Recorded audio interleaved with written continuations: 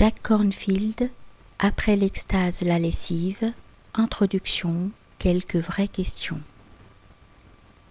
Si l'oiseau et le livre sont en désaccord, tu dois toujours croire l'oiseau. James Audubon. L'éveil existe. On peut s'éveiller.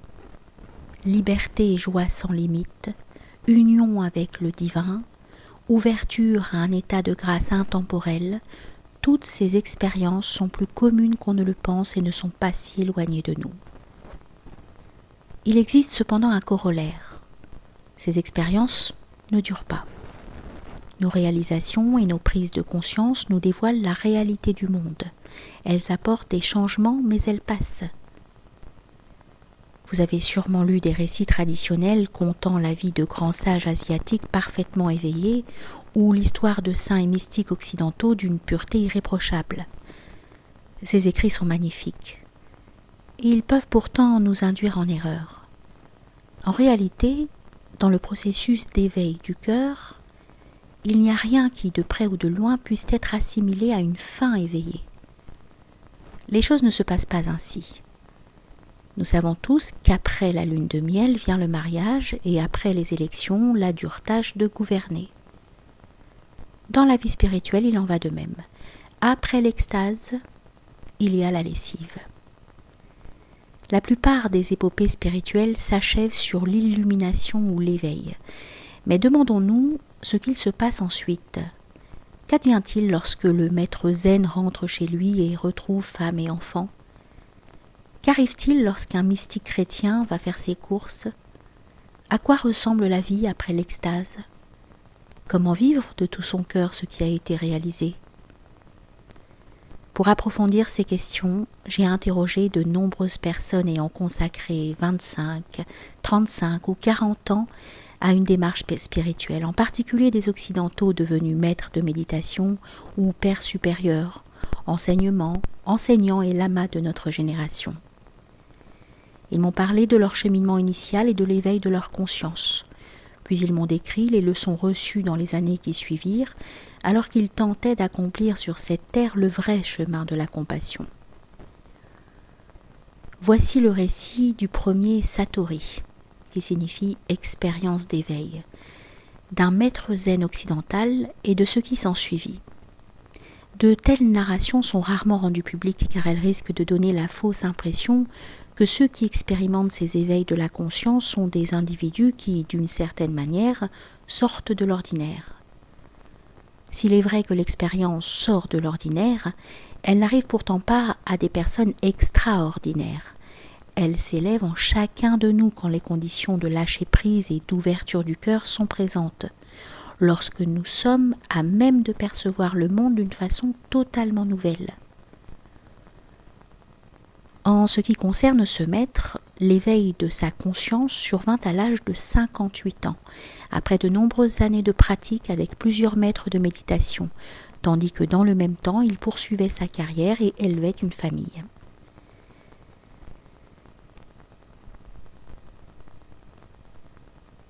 La semaine méditative d'une Seishin Zen était toujours pour moi très intense.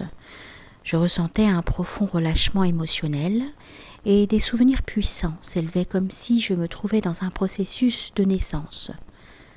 Forte douleur et catharsis physique qui se prolongeaient des semaines durant lorsque je rentrais chez moi. Cette Seishin débuta de la manière habituelle. Les premiers jours, je me débattis avec de puissantes émotions et le jaillissement des énergies qui déferlaient à travers tout mon corps. À chaque fois que je voyais le maître, il était assis là, comme un roc. Sa présence me stabilisait tel un gouvernail au milieu de flots sombres et tumultueux. J'avais l'impression que j'allais mourir ou exploser, et lui me poussait à plonger dans mon koan, à laisser mon être s'y abandonner totalement. Je n'aurais su dire où commençait et où s'achevait ma vie. Puis une douceur étonnante commença à filtrer. Derrière la fenêtre, je vis 3 jeunes arbres, des bouleaux qui étaient comme ma famille. Je me sentis aller caresser leur écorce lisse, et je devins l'arbre touchant ma propre personne. Ma méditation s'emplit alors de lumière. J'avais déjà expérimenté la félicité auparavant, durant certaines retraites, de grandes vagues de bonheur lorsque mes douleurs physiques se dénouaient, mais celle-ci était d'un autre ordre. Toute lutte cessa et mon esprit devint lumineux, rayonnant, aussi vaste que le ciel, empli du plus exquis parfum de liberté et d'éveil. Je me sentais tel le Bouddha, assis sans effort, heure après heure, soutenu et protégé par l'univers entier. Je vivais dans un monde de paix infinie et de joie indicible. Les grandes vérités de la vie étaient tellement claires. La manière dont la saisie cause la souffrance, le fait que menés par cette étroite idée de nous-mêmes, cet ego fictif, nous nous agitons dans tous les sens comme de petits propriétaires se querellant pour un rien, je pleurais sur toutes nos peines inutiles. Puis, durant des heures, je ne cessais de sourire et de rire. Je vis à quel point tout est parfait, et comment chaque instant est éveil, pour peu qu'on s'ouvre à lui. Je restais ainsi pendant des jours, dans cette paix complète et intemporelle. Mon corps flottait, mon esprit était vide. Quand je me réveillais, des vagues d'amour et une énergie joyeuse coulaient à travers ma conscience. Puis les prises de conscience et les révélations se succédèrent. Je vis comme le flot de la vie se déroule en une trame que nous modelons selon le courant de notre karma. Je vis toute idée de renoncement spirituel comme une sorte de jeu consistant à vouloir contraindre notre être à abandonner la vie ordinaire et ses plaisirs. En fait, le nirvana est ouvert, tellement joyeux, tellement au-delà de tous ces petits plaisirs auxquels nous nous accrochons. Vous ne renoncez pas au monde, vous recevez le monde. La description d'un éveil de cet ordre apparaît habituellement à la fin des récits spirituels. L'éveil est obtenu, l'individu entre dans le courant des êtres de sagesse, tout se déroule ensuite naturellement. Concrètement, nous restons sur l'impression que la personne éveillée vit désormais heureuse en permanence. Mais que se passe-t-il si, au lieu de quitter ce récit, nous demandons à en entendre quelques chapitres supplémentaires? Nous poursuivons le témoignage. Ouvrez les guillemets. Quelques mois après cette extase, je me sentis déprimée et vécu dans le même temps quelques trahisons d'ordre professionnel assez significatives. J'avais aussi continuellement des problèmes avec mes enfants et ma famille. Oh, mes enseignements étaient bien. Je donnais des conférences très inspirées, mais si vous parlez avec ma femme, elle vous dira que plus le temps passait, plus je devenais grincheux, impatient comme jamais. Je savais que cette vision spirituelle grandiose était la vérité et qu'elle était là sous-jacente. Mais je reconnaissais également que bon nombre de choses n'avaient pas du tout changé. À dire la vérité, mon esprit et ma personnalité étaient restés pratiquement identiques, mes névroses également. Peut-être était-ce même pire, car maintenant je les voyais plus clairement. Il y avait ces révélations cosmiques et moi. Moi, je continuais à avoir besoin d'une thérapie, simplement pour me débrouiller parmi les erreurs et les leçons d'une simple vie quotidienne d'être humain. Fermez les guillemets. Quel bienfait pouvons-nous tirer d'un tel récit de l'éveil de la conscience et de ce qui s'ensuit? L'utiliser comme un miroir pour nous comprendre nous-mêmes. Les traditions sacrées ont toujours été véhiculées en majeure partie par des histoires. On parle et reparle de l'histoire de Noé, de Baal Shem Tov, de Mahomet, Mohammed, de Sainte Thérèse, alayhi salatu salam, de Milarepa, de Krishna et Arjuna, de la quête du Bouddha, de la vie du Christ. En ce qui concerne l'époque moderne, nous étudions les vies de Thomas Merton, Suzuki Hiroshi, Anne Frank, Martin Luther King. À travers la vie spirituelle d'autres êtres, nous pouvons percevoir nos propres possibilités et mieux comprendre comment vivre avec sagesse. L'observation des individus fait également partie de ma lignée. Mon maître Ajahn Chah savait que notre caractère est porteur à la fois de notre souffrance et de notre libération.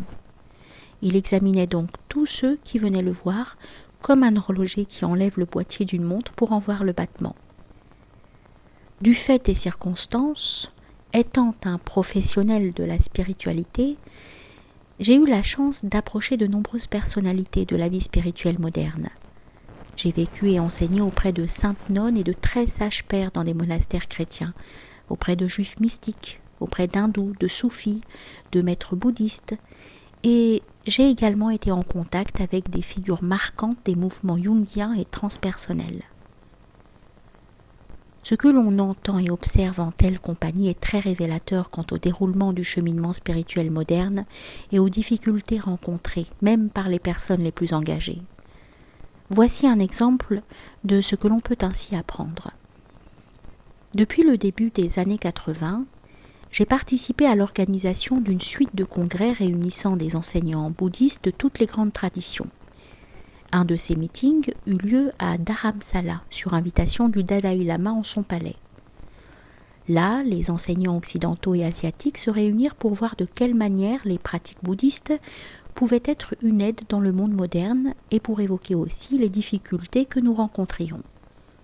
La salle était pleine de maîtres zen, de lamas, de moines et de maîtres de méditation, bienveillants et compassionnés dont la sagesse, le travail et les communautés avaient apporté leurs bienfaits à des milliers de personnes. Nous parlions des nombreux succès et de notre joie d'y être pour quelque chose. Mais quand vint le moment de parler honnêtement de nos problèmes, il devint manifeste que la vie spirituelle n'était pas totalement harmonieuse.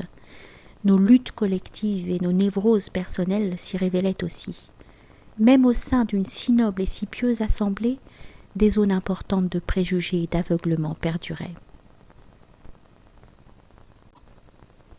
Sylvia Wetzel, une enseignante bouddhiste allemande, expliqua combien il était difficile pour les femmes et la sagesse féminine d'être totalement intégrées dans la communauté bouddhiste.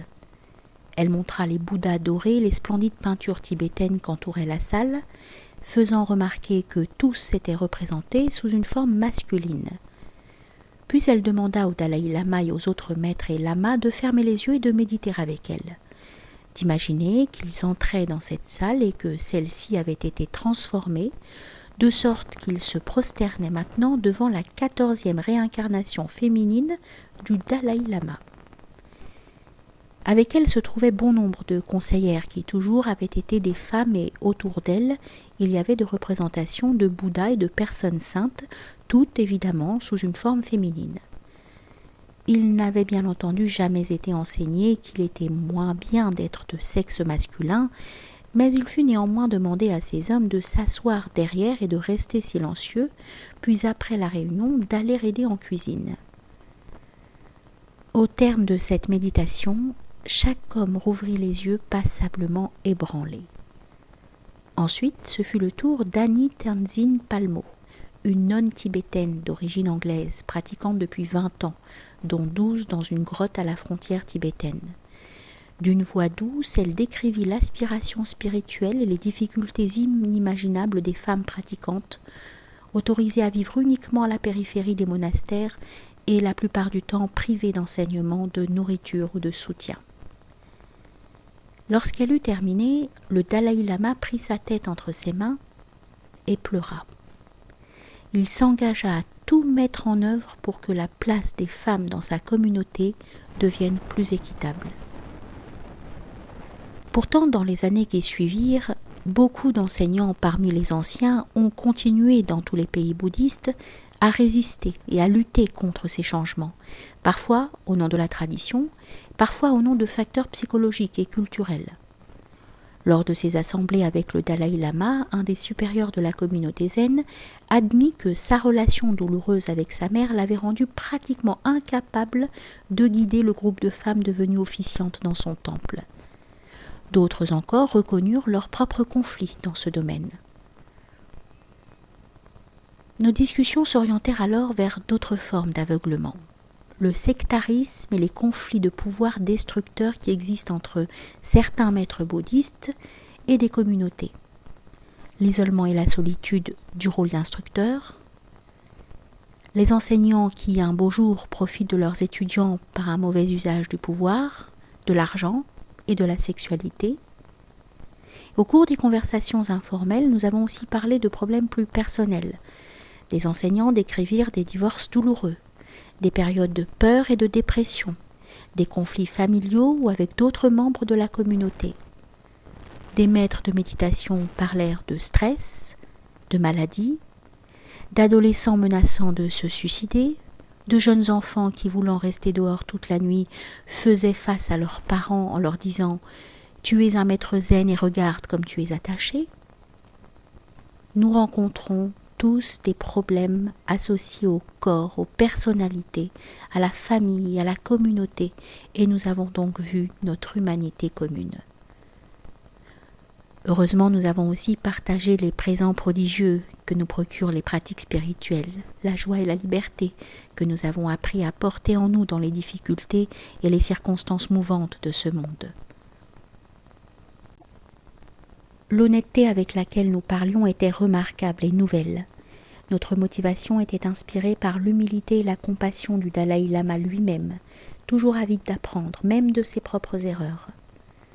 Nous commençâmes à voir que nous pouvions apprendre les uns des autres, trouver des moyens pour ne pas commettre à nouveau des erreurs douloureuses et permettre à nos idéaux d'intégrer notre humanité. C'était comme si l'épanouissement de la sagesse et de l'apprentissage individuel devenait plus complet, plus vivant sous une forme collective et globale. Les difficultés à exprimer la sagesse d'une vie spirituelle dans les circonstances de la vie moderne ne se limitent pas aux seules traditions orientales. Une mère supérieure, abbesse bien-aimée d'un couvent catholique vieux d'un siècle dans le Maine, vécut dans le silence du cloître de l'âge de 17 ans jusqu'en 1960, date à laquelle le pape Jean XXIII, dans un esprit de réforme, changea la messe du latin en anglais et assouplit la règle stricte de silence des ordres monastiques. Ce fut terriblement difficile pour celles et ceux qui, pendant des décennies, avaient trouvé refuge dans un silence sacré, leur journée comblée par les prières et l'introspection. Ils ne surent tout simplement pas comment parler, et quand ils le firent, ce qu'ils exprimaient était parfois étonnamment conflictuel. Parallèlement à leur amour, apparut une multitude de jugements cachés, de ressentiments accumulés, de mesquineries et de peurs qui avaient été gardés secrètement à l'intérieur d'un univers de prière et de silence. Les sœurs étaient maintenant contraintes d'aborder leur vie spirituelle à haute voix, sans s'être entraînées au préalable à user de la parole avec sagesse. Beaucoup fuirent le couvent, et il fallut quelques années à la communauté pour retrouver dans les mots humains la grâce qu'elles avaient ressentie dans le silence. La vie spirituelle a besoin des deux. Tout comme le souffle entre et sort du corps, il nous faut intégrer connaissance intérieure et expression extérieure. Il ne suffit pas d'accéder à l'éveil. Nous devons trouver les moyens de vivre pleinement sa vision. Le parfait éveil apparaît dans beaucoup de textes, mais parmi les maîtres et enseignants occidentaux que je connais, une telle perfection absolue n'est pas manifeste. Les périodes de grande sagesse, de profonde compassion et de conscience réelle de liberté alternent avec des phases de peur, de confusion, de névrose et de lutte. La plupart des enseignants admettent facilement cette vérité. Malheureusement, quelques occidentaux prétendent avoir atteint une perfection, une libération que rien ne saurait ternir. C'est dans leur communauté que les choses sont les pires. Par auto-inflation, ils ont souvent créé les groupes les plus destructeurs et les plus axés sur le pouvoir de toutes nos communautés. Les plus sages, eux, expriment une humilité plus grande. Des pères abbés, comme par exemple frère Thomas Keating du monastère de Snowmass ou Norman Fisher du centre zen de San Francisco, disent régulièrement « J'apprends, je ne sais pas ». Dans l'esprit de Gandhi, de Mère Teresa, de Dorothy Day ou du Dalaï Lama, ils comprennent que la perfection spirituelle ne naît pas du seul individu, mais de la patience et de l'amour qui s'épanouissent grâce à la sagesse d'une communauté plus large. Ils réalisent également que l'accomplissement spirituel et la libération portent en eux une compassion envers tout ce qui se manifeste sous cette forme humaine. À ce stade, on peut se demander ce qu'il en est des vieux maîtres orientaux. Peut-être les maîtres zen et les lamas occidentaux sont-ils trop jeunes et pas assez avancés pour manifester un éveil total. Beaucoup d'enseignants occidentaux diront qu'en ce qui les concerne, c'est vrai. Mais s'il est possible de trouver un être éloigné qui semble correspondre à l'image d'un éveil parfait, cette apparence peut être le résultat d'une confusion entre les niveaux de l'archétype et de l'humain. Au Tibet, un dicton affirme que votre gourou doit vivre à une distance d'au moins 3 vallées. Ces vallées étant séparées par des montagnes gigantesques, cela implique que pour rencontrer votre instructeur, de nombreux jours de voyage difficiles sont nécessaires. L'idée est qu'à cette distance seulement, vous pouvez être inspiré par la perfection du gourou. Lorsque je me plaignis à mon supérieur Ajahn Chah, considéré comme un grand saint par des millions de personnes, qu'il n'agissait pas toujours comme s'il était parfaitement éveillé, il rit et me dit que c'était bien ainsi, car autrement vous continueriez à imaginer pouvoir trouver le Bouddha à l'extérieur de vous-même, et il n'y est pas. En fait, la plupart des maîtres asiatiques parmi les plus charismatiques et les plus hautement considérés disent qu'ils sont encore eux-mêmes des étudiants et qu'ils continuent toujours à apprendre de leurs erreurs. Certains, comme le maître zen Shunryu Suzuki, ne prétendent même pas être éveillés. Suzuki Roshi disait au contraire « À vrai dire, il n'y a pas d'individu éveillé, mais seulement une activité éveillée. » Cette affirmation remarquable nous indique que l'éveil ne peut être détenu par qui que ce soit. Il existe simplement en instant de liberté. Pir Vilayat Khan, maître de l'ordre soufi en Occident, âgé de 75 ans, révèle sa propre conviction. Il dit « Tous les grands maîtres que j'ai rencontrés en Inde et en Asie, si vous les ameniez en Amérique et leur donniez une maison, 2 voitures, une femme, 3 enfants, un travail, des polices d'assurance, des impôts, ils auraient tous beaucoup de difficultés. » Fin de citation. Quelle que soit notre vision initiale de la vie spirituelle, pour être authentique, elle doit être réalisée ici et maintenant, à l'endroit où nous vivons. À quoi ressemble le cheminement d'un occidental au sein d'une société complexe ? Comment ceux qui ont consacré 25, 30 ou 40 ans de leur vie à une pratique spirituelle ont-ils appris à vivre ? Voilà les questions que j'ai commencé à poser aux occidentaux qui sont devenus des maîtres zen, des lamas, des rabbins, des pères, des nonnes, des yogis, des enseignants et alors plus anciens étudiants. Pour comprendre la vie spirituelle, j'ai commencé par le commencement. J'ai demandé ce qui nous amène à la vie spirituelle et quelles difficultés nous avons à traverser sur ce chemin. J'ai demandé quel présent, quel éveil nous était offert et ce que nous pouvions savoir de l'illumination. Puis j'ai demandé ce qui arrivait après l'extase, lorsqu'on mûrit au cours des cycles de la vie spirituelle. Y a-t-il une sagesse qui intègre à la fois l'extase et la lessive ?